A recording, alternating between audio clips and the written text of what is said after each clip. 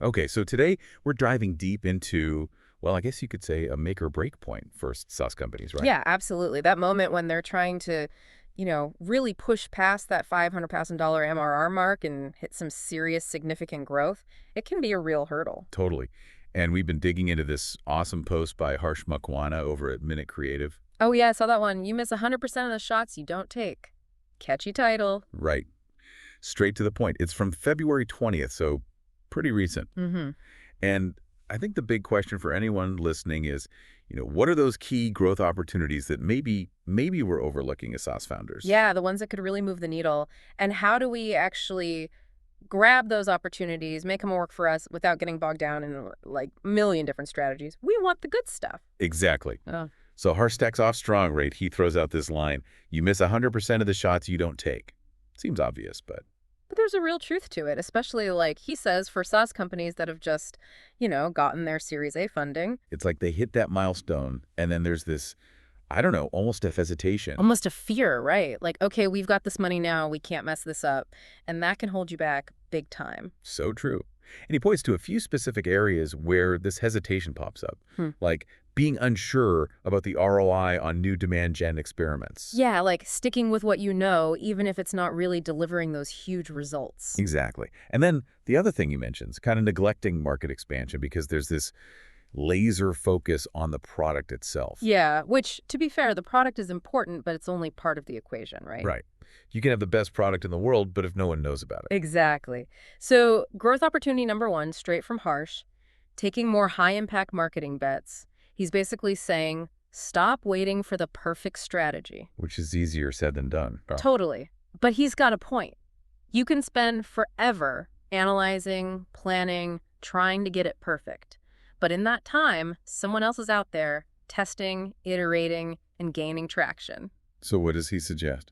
Well, he's a big advocate for testing those, what he calls high leverage LinkedIn growth loops. Basically, ways to engage with your ideal customer right there on the platform. Okay, so instead of just general content marketing, he's saying get in front of the right people directly. Right.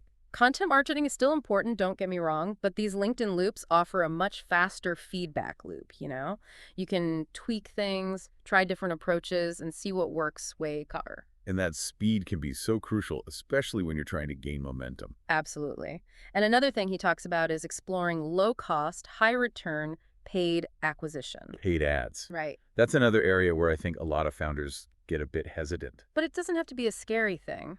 It's about being strategic, testing different platforms, different targeting options, and finding those little pockets of opportunity. Like those golden nuggets where you're reaching the perfect audience at the perfect time.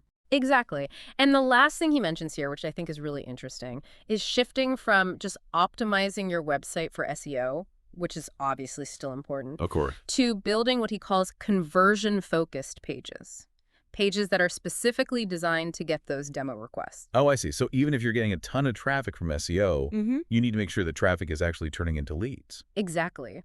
And those conversion-focused pages with clear calls to action, strong value propositions, those are key for turning traffic into actual leads. So the big takeaway here, it seems, is that growth is about action. Testing, experimenting, and refining. Don't wait for things to be perfect. Just get out there and start trying things. Love it. Okay, next up. Harsh dives into building a strong inbound engine to attract, specifically, bigger clients. And he tackles this idea that a lot of people have that inbound marketing is this, slow, long game. Yeah, it's like, oh, we'll get to that later. But what he argues is that actually a smart inbound strategy can create really predictable and, importantly, compounding growth. Meaning it builds on itself over time. Exactly. And it can be super effective for attracting those bigger enterprise-level clients. And often with a lower CAC than outbound sales. Right, because you're attracting people who are already looking for what you offer. So how do you build this powerful inbound engine? Well, he talks about a few things. First, nailing your positioning, making sure you're crystal clear on who your ideal client is and what problems you solve for them. That way you're naturally attracting the right people. Right, it's about pulling them in, not pushing your product on them. Makes sense. And then he talks about moving beyond what he calls surface level content and really focusing on those industry shifting insights. Like thought leadership content. Exactly. Content that shows you're an expert, that you understand the industry deeply, and that you can help people solve the biggest challenges. So not just blog posts for the sake of blog posts. Right. And finally, he says, use case studies and frameworks as proof. Show people what you've done, the results you've achieved, and give them a clear path to follow. Especially for those bigger clients, they want to see that you can deliver. Absolutely. And he's really adamant about not putting this off. He says, if you're thinking about building your inbound engine next quarter, you're already behind. Because it takes time to build that momentum. It does. And every day you wait is another day you're missing out on those bigger, higher value clients. Okay, let's move on to the third growth opportunity. This one is all about simplifying your sales funnel for better conversion rates. And this is where Harsh kind of flips the script on how we think about sales. He says it's not just a numbers game. Not just about getting as many leads as possible. Right. It's about messaging and efficiency. Okay, so you might be getting a ton of demos, but if they're not converting, Then there's something wrong with your sales process itself. he calls it sales funnel friction. Yeah, like little snags, points of confusion, anything that's causing people to drop off before they become customers. So how do we smooth things out? Well, he has a few recommendations. First, eliminate steps in the buyer journey. Make the process as short and simple as possible. No unnecessary meetings, no hoops to jump through. Right. The easier you make it for people to buy, the more likely they are to actually buy. Makes sense. Next, personalize your outreach and follow-ups. So people feel like you actually understand their needs. Exactly. No one wants to feel like they're just another number. And lastly, remove unqualified leads early on. Don't waste time on people who are never going to convert. Focus your energy on the leads that have the highest potential. It's about being strategic with your time and effort. Right. And ultimately, he says, every unnecessary step, every bit of friction in your sales process, that's a missed opportunity to close a deal. So streamline, personalize, and qualify. Exactly. Now, Harsh wraps things up by talking about the mindset of those founders who successfully scale past that $500,000 MRR mark. And what he says is they make faster, smarter growth decisions. They don't get stuck in analysis paralysis. They're proactive. They don't wait for perfect information before testing new things. They're willing to experiment, take risks, and learn from their mistakes. And they prioritize outbound, inbound, and CRO all at the same time. They understand that it's not about choosing one over the other. It's about using all the tools at your disposal. And then he brings it back to that initial statement. You miss 100% of the shots you don't take. Right. And there's a great comment on the post from someone named Martin, I think. He says that a lot of founders wait way too long to address growth issues, and then they end up stagnating. It's like they're hoping the problem will just magically disappear. But it never does.